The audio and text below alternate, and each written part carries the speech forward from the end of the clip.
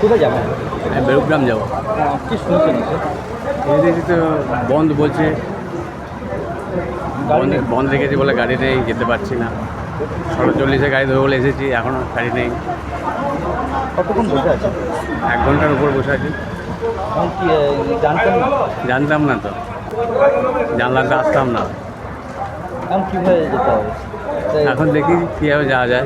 বিকল্প রাস্তায় গেলে তো খরচ বাড়বে। খরচ বাড়বে।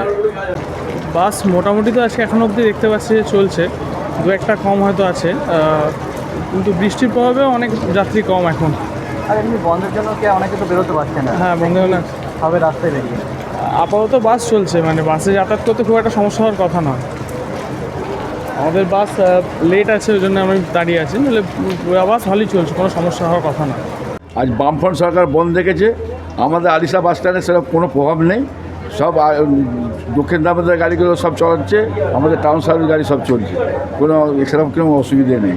একটু প্যাসেঞ্জার ট্যাসেঞ্জার একটু কম আছে, হ্যাঁ, কিন্তু সব গাড়ি ঘোড়া সব মোটামুটি চলছে। এখন কোনো জায়গায় কোনো অশান্তির খবর পেয়েছেন?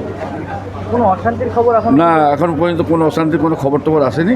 আবার এখন পর্যন্ত সুস্থভাবেই আছে।